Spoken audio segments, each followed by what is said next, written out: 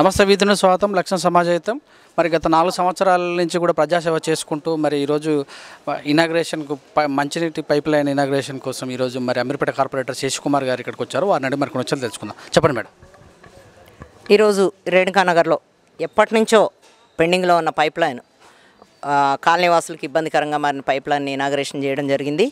అలాగే ఇప్పటివరకు కరోనా విజృంభిస్తున్న కారణంగా మేము కూడా ప్రజలతోటి ఫోన్లలో తప్ప ప్రత్యక్షంగా కలవడం మాకు ఇంతవరకు సాధ్యం కాలే ఇప్పటివరకు. కాబట్టి ఇక ముందు ఎవ్రీ ఆల్టర్నేట్ డే మేము ప్రతి కాలనీలోనూ బస్తీలోనూ కూడా పాదయాత్రలు నిర్వహిస్తాము. అలాగే సమస్యలు ఏమున్నాయి అనే సమస్యల మీద నిరంతరం పోరాటం చేస్తాము. ఇప్పుడు ఈ టైం నుంచి ఇక నుంచి ప్రతి కాలనీలో కూడా సమస్యల్ని ప్రత్యక్షంగా మేము చూసి తెలుసుకొని వాటిని పరిష్కరించే దిశగా మన తలసాని శ్రీనివాస్ యాదవ్ గారు ఆదేశించడం జరిగింది. అలాగే ప్రతి వాటర్ సమస్య కానీ, రోడ్ల సమస్య కానీ, డ్రైనేజ్ సమస్య కానీ, అలాగే ఆగిపోయిన కమ్యూనిటీ హాల్స్ కానీ, పెండింగ్లో ఉన్న పనులు ఏవైనా సరే ఈ 2-3 నెలల కాలంలో కంప్లీట్ చేసి మేము ముందుకెళ్తామని ఈ సందర్భంగా నేను తెలియజేస్తున్నాను. అలాగే ఇప్పటివరకు కూడా ఈ 4-5 సంవత్సరాల నుంచి మన మినిస్టర్ తలసాని శ్రీనివాస్ యాదవ్ గారు మా కాన్స్టిట్యున్సీకి ఎమ్మెల్యే అయిన దగ్గర నుంచి కూడా మేము 100 కోట్ల పైనే డెవలప్మెంట్ చేయడం జరిగింది. అలాగే మన కనకదుర్గ టెంపుల్ దగ్గర నుంచి చూసుకుంటే, కనకదుర్గ టెంపుల్ దగ్గర నుంచి ఫతేనగర్ బ్రిడ్జ్ వరకు వైట్ టాపింగ్ రోడ్డు 45 కోట్లతోటి వైట్ టాపింగ్ రోడ్ వేయడం జరిగింది. అలాగే మన సిక్కు సోదరులు ఇబ్బందులు మా దృష్ట్యా మన గురుద్వారా పక్కన వాళ్ళకి కంజెస్టెడ్ అయిపోయింది. సండే వాళ్ళు ప్రార్థన చేసుకునే టైంలో వేల మంది వస్తారు. అక్కడ చాలా ఇబ్బందికరమైన పరిస్థితులు ట్రాఫిక్ తోటి కానీ, పార్కింగ్ తోటి కానీ, అలాంటిది 17 కోట్లతోటి నాలాని విస్తరించడం జరిగింది. వాళ్ళకి పార్కింగ్ ప్లేస్ ఇవ్వడం జరిగింది. అలాగే వాళ్ళకి కావాల్సిన బాత్రూమ్స్, లెట్రిన్స్ ఏర్పాటు చేయడం జరిగింది. చెప్పాలంటే ఈ చుట్టుపక్కల ఏరియాలన్నిటికీ కూడా ఒక చిన్న పిహెచ్సి ఉండేది. దాన్ని ఇప్పుడు 50 పడకల ఆసుపత్రిగా మార్చి అందరికీ చుట్టుపక్కల అందరికీ కూడా సౌకర్యం పడకలు 50 పడకలు అంటే ఎట్ ఏ టైమ్ 50 మంది రోగులు అక్కడ వైద్యం పొందొచ్చు. అలాగా దాన్ని కూడా అది ఒక 10-15 రోజుల్లో అది కూడా కంప్లీట్ కానుంది. అలాగే మన ఎల్లమ్మ టెంపుల్ దగ్గర లక్షలాది మంది ప్రజలు వస్తూ ఉంటారు, భక్తులు వస్తూ ఉంటారు. వాళ్ళ సౌకర్యార్థం మల్టీ లెవెల్ పార్కింగ్ కూడా తొందరలోనే జరగబోతుంది.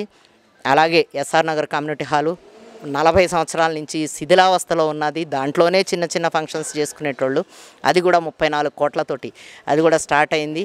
ఇలా మా మినిస్టర్ గారు సహకారంతో మేము కార్పొరేటర్గా అయిన దగ్గర నుంచి ఒకటి కాదు 100 కోట్ల డ్రైనేజ్ లైన్లు కొత్తవి కానివ్వండి, స్టామ్ వాటర్ లైన్లు కానివ్వండి, రోడ్లు కానివ్వండి, ఎక్కడా కూడా శానిటేషన్ ఇబ్బందులు కూడా రాకుండా, వాటర్ ఇబ్బందులు లేకుండా, కరెంట్ ఇబ్బందులు లేకుండా చూడడం మా మినిస్టర్ గారు ప్రత్యేకత.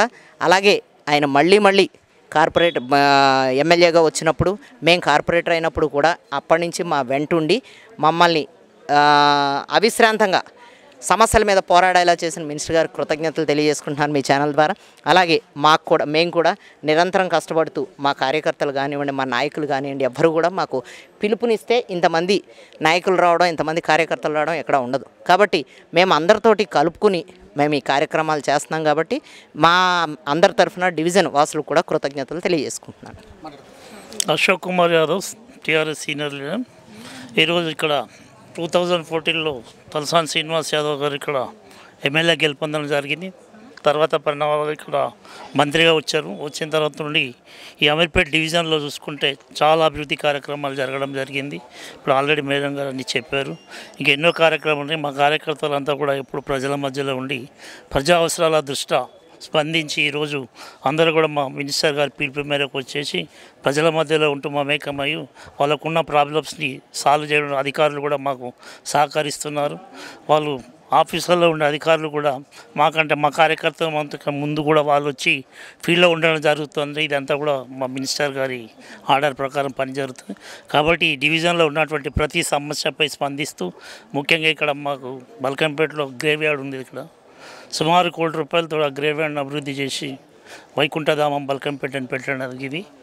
ఈ విధంగా ఎన్నో అభివృద్ధి కార్యక్రమాలు చేస్తూ ఉన్నారు. ఎల్లమ్మ టెంపుల్ కాడ అయితేనే ఎక్కడైతే కూడా ఈ డివిజన్లో జరిగిన పనులు చాలా జరుగుతున్నాయి అమీర్పేటలో.